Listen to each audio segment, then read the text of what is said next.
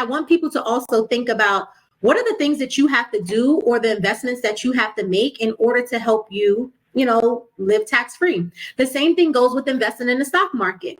It's passive. It has a lower tax rate. So even if you put your money, if you made the exact same money in the stock market that you made in W-2 income, you would be paying like a much lower tax rate. Like I just told you guys, somebody could have a gain.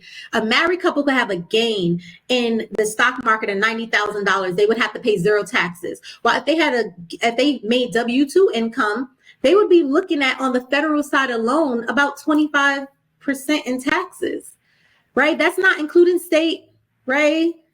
Like me, live in New York City, right? Mm-hmm. Local, Mm-hmm. right? Mm-hmm. So now you have all of these different taxes, and it can be pricey. So when we're talking about reducing taxes, I want us to talk about like the flow and really understanding that we have to look at everything. So before we start talking about business owners, let's just quickly talk about what tax deductions are there for individuals, and then we'll go on to being a business owner, because honestly, starting a business is a tax strategy for people that have W-2 income, right? And when I say starting a business, that could be, starting a business, that can be investing in real estate, but you have to do something, right? I always say, if you want to kind of change your tax situation, you got to change what's happening, right? You got to change your facts and what's actually being put down on paper if you want to make that change. So let's talk tax minimization as it relates to individuals, right? So you can do things like invest in municipal bonds,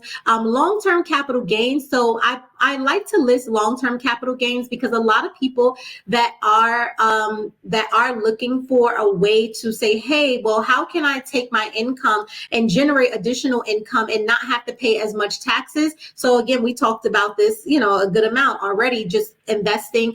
That is one way that can be done. Starting a business. So we'll talk about that on the next, we'll continue to talk about that, just like being a business owner and how you can shift a lot of those expenses that you guys are paying with after tax dollars and shift it up into your business. So now it's a tax deduction, right? There's major power in that.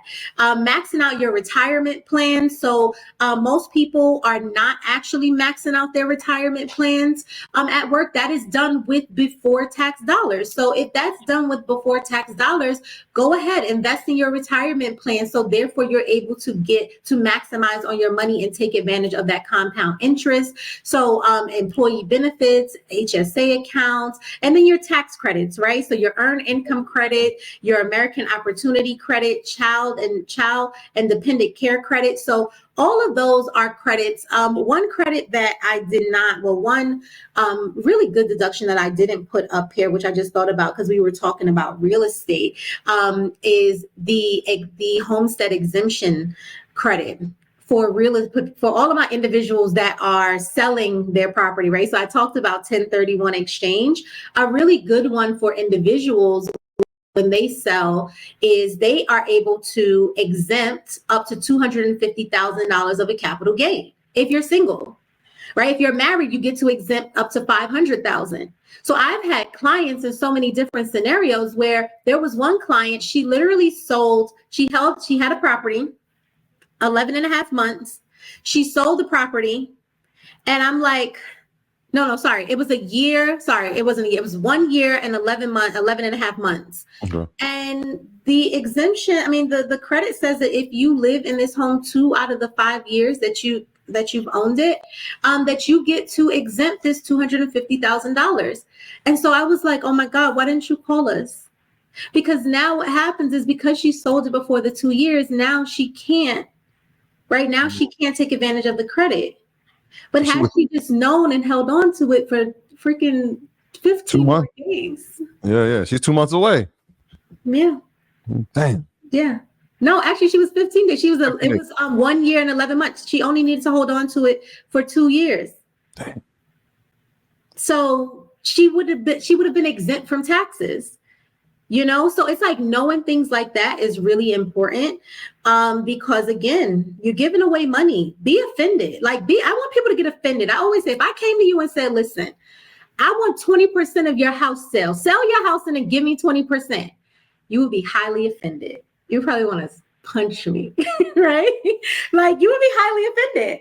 But when it comes to taxes, people don't understand it. So they just be like, okay, I'm going to just pay it. But I want you guys to get offended and really do whatever you feel that you can do to minimize your taxes, which is just have the conversation, right? With your CPA or your accountant. And if you can't have that conversation with them, then that means that you need to fire them, right? Because then that means that they're not for you anymore.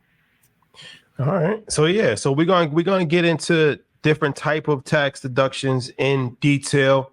First, everybody hit the like button and share. Please. We're about to get deep into it, but let's go over just the actual brackets if we can before we go into the different type of strategy. Yeah, so brackets are important, right? Brackets are important because when you fall into a particular bracket, that is going to determine the amount of taxes that you are going to pay. Right. So earlier I talked a lot about, hey, well, if you had a couple that was investing in the stock market, and if they were invested in the stock market, then they would be able to, take they would be able to make $90,000 in income and pay zero taxes. But if you had that same person that was like married, right, they what are we looking at? Okay, well, we're looking at 12%, right, in taxes. So I want you guys just to understand, as I mentioned, the harder you work, the more taxes you are going to pay. So at the top, what you see under earned income, this is my W-2 earners. This is my business owners, right? That have LLCs, that has S corporations, partnerships. This is your tax bracket. Okay, so it can be as low as 10% and it can be as high as 37%. What you have below is your investment income. So your investment income can be as low as 0%, right? And then it can go as high as 20%. I want you guys to realize, do you realize that no point is your earned income not taxed at all? You see that? It starts out at 10%. That's it. From 0 to 11, like it's going to start out at 10%. So I want you guys to just really, really understand, what this really means. And then I want to highlight the corporate tax rate, because I know I spoke a lot just about the corporate tax rate and it being much lower. So somebody may, look at this and be like, okay, well, I'm not going to be an LLC. I'm going to be a corporation. But you have to just hold on. Let's talk about corporations and how they're taxed. So corporations, the business itself, does pay 21% in taxes. So they do pay 21% in taxes. But what happens is a corporation deals with what's called double taxation. Right. So every person that invests in a stock, what happens? They invest in this stock. The company, let's just say they invest in Apple. Apple files their corporate tax return and Apple pays taxes. Right. So Apple pays taxes. Then what happens is they send you dividends. And what happens when they send you a dividend? You got to pay taxes on it. Unless you reinvest it.